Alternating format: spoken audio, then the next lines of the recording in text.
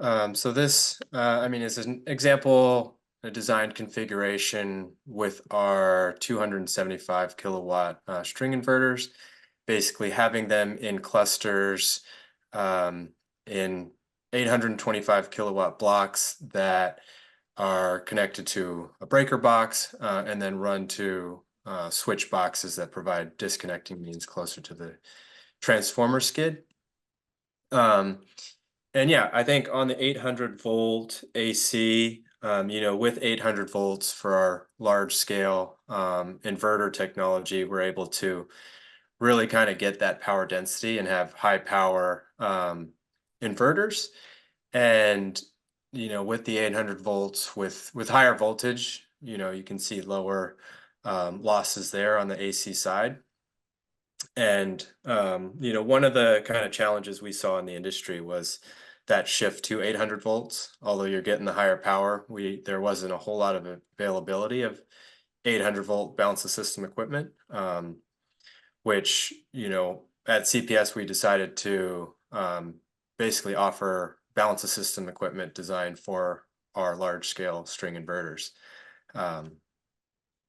And yeah, I was just going to add on the kind of design side, a couple other points that we've seen with projects is the different, I guess, terrain and layouts of systems. A lot of the times you're not kind of seeing a perfect rectangle of an array. There may be different subarrays broken up, and I think when you're working with a smaller building block of a string inverter, you have a lot more flexibility there.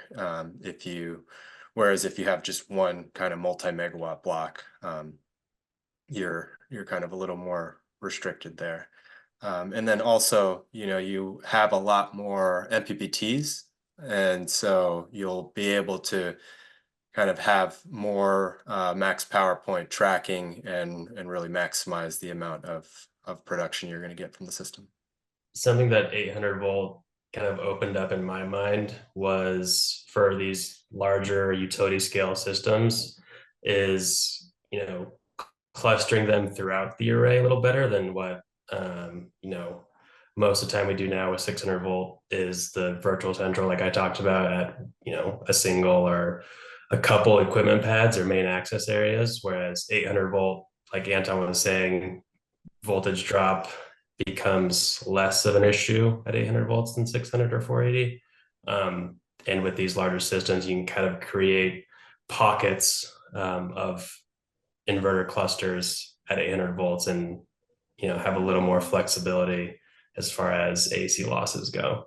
There's not many flat square sites anymore, and and with more terrain following trackers entering the market, we're getting more and more sites that are more undulating open to us as developers and owners. Mm-hmm. So that's another great thing about string inverters is as your sites get a bit more difficult, the flexibility of those string inverters and the ability to value engineer sites based on the evolution of an individual project. Even you have different requirements come up throughout the development process, whether it be from an AHJ or a setback that comes up late in the project life cycle.